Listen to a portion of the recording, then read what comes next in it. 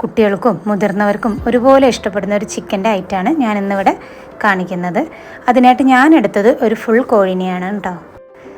ഇതിന് ഇങ്ങനെ ഒരു ഫുൾ കോഴി വേണം തന്നെയില്ല, തൊലിയും വേണമെന്നില്ല, ടേസ്റ്റ് കൂടുന്നേ ഉള്ളൂ.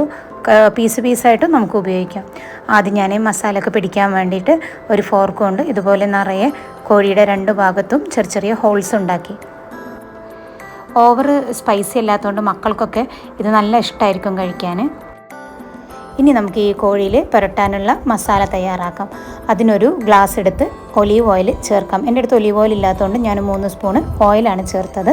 ഇതിലിട്ട് മുളക് പൊടി ആവശ്യത്തിന്, ഗരം മസാല, കുരുമുളക് പൊടി, ഒറിഗാനോ ലീവ്സ്, ഉപ്പ്, അതുപോലെ 2 വെളുത്തുള്ളി ചതച്ചത്, ഇതെല്ലാം കൂടി ചേർത്ത് ഞാൻ നല്ലതുപോലെ ഇങ്ങനെ മിക്സ് ചെയ്തു.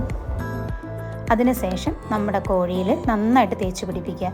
ആദ്യം ഒരു സൈഡ് ഇതുപോലെ നന്നായിട്ട് തേച്ച് വെക്കുക. അത് കഴിഞ്ഞ് മറ്റേ സൈഡിൽ നല്ലതുപോലെ തേച്ച് പിടിപ്പിക്കുക. ഇങ്ങനെ പുരട്ടിയ കോഴീനെ നമ്മൾ ഓവനിലാണ് ബേക്ക് ചെയ്യുന്നത്. അപ്പോൾ നമ്മൾ ബേക്ക് ചെയ്യാൻ പറ്റിയ ഒരു ട്രേയിലോ അതല്ലെങ്കിൽ ഇതുപോലൊരു ബേക്ക് ചെയ്യാൻ പറ്റിയ ഗ്ലാസ് പാത്രത്തിലോ ആദ്യം തന്നെ നമ്മൾ ഈ കോഴീനെ മസാല പുരട്ടി വെക്കാൻ നോക്കുക. ഇപ്പോൾ ഏകദേശം നന്നായി തേച്ച് പിടിപ്പിച്ചിട്ടുണ്ട്. ഇനി എരിവ് കൂടുതൽ ആവശ്യമുള്ളവർക്ക് കൂടുതൽ എരിവ് ചേർക്കാം. ഒരു നല്ല ഫ്ലേവറിനൊക്കെ വേണ്ടിയിട്ട് ഞാൻ 2 ചെറുനാരങ്ങൻ്റെ ലീവ്സ് ഇതുപോലെ എടുത്ത് കോഴിൻ്റെ ഉള്ളിൽ ഇങ്ങനെ വെച്ചിട്ടുണ്ട്. ഇനി നിങ്ങൾക്ക് ചെറുനാരങ്ങൻ്റെ ഇലകളില്ല എന്ന് കരുതിയിട്ട് നിങ്ങൾ പേടിക്കണ്ട. അപ്പോൾ നിങ്ങൾ വേണമെന്നുണ്ടെങ്കിൽ എന്തേ മതി, നാരങ്ങയുടെ നീര് ഒഴിച്ചാലും മതി. സൂപ്പർ മാർക്കറ്റിൽ കിട്ടും ഇതുപോലെ ബേബി പൊട്ടാറ്റോസ്. അതൊക്കെ ഞാൻ എന്ത് ചെയ്തു, കുറച്ച് ഈ കോഴിയുടെ കൂടെ വെച്ചു. അപ്പോൾ ഈ ബേക്ക് ചെയ്ത് വരുമ്പോൾ ആ എണ്ണയിൽ കിടന്ന് ഈ ബേബി പൊട്ടാറ്റോസൊക്കെ വേവുമ്പോൾ നമുക്ക് ചിക്കൻ്റെ കൂടെ ഈ ബേബി പൊട്ടാറ്റോസും കഴിക്കാം. ചോറും ചപ്പാത്തിയൊന്നും കൂടെ വേണമെന്നൊന്നുമില്ല. അതുപോലെ 150 ഡിഗ്രി സെൽഷ്യസിൽ ഞാൻ ഓവന് നേരത്തെ പ്രീ ഹീറ്റ് ചെയ്തിരുന്നു.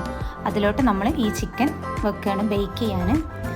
1 മണിക്കൂറാണ് നമ്മൾ വെക്കേണ്ടത്. അപ്പോൾ ഒരു 30 മിനിറ്റ് നമ്മൾ ഇതുപോലെ വേവിക്കും. 30 മിനിറ്റ് കഴിഞ്ഞ് നമ്മൾ എടുത്തിട്ട് തിരിച്ച് ഒരു 30 മിനിറ്റും കൂടി നമ്മൾ വേവിക്കും. അങ്ങനെ 1/2 മണിക്കൂർ കഴിഞ്ഞു. അപ്പോൾ കോഴിയുടെ ഈ ഒരു ഭാഗവും അതുപോലെ പൊട്ടാറ്റോസൊക്കെ ഹാഫ് വെന്തിട്ടുണ്ട്. അപ്പോൾ നമുക്കിനി കോഴിനെ മറിച്ചിട്ട് നോക്കാം. പിന്നെ ഈ ഭാഗം കൂടി വേവാനുണ്ട്. നമുക്ക് 30 മിനിറ്റും കൂടി ബേക്ക് ചെയ്യാനുണ്ട്. അങ്ങനെ വീണ്ടും തുടങ്ങി. ലാസ്റ്റ് ഇതാ നമ്മുടെ ചിക്കൻ സെറ്റായിട്ടുണ്ട്. കണ്ടു നോക്കിയാൽ നന്നായിട്ട് വെന്തിട്ടുണ്ട്. നമ്മളിങ്ങനെ തൊടുമ്പത്തേക്ക് ജ്യൂസി ആയിട്ട് പോരുന്നുണ്ട്. അതുപോലെ പൊട്ടാറ്റോസൊക്കെ നല്ലോണം വെന്തു. ഇതിൻ്റെ അടിയിലൊരു ചെറിയ ചാറ് പോലെ മസാല കാണാം.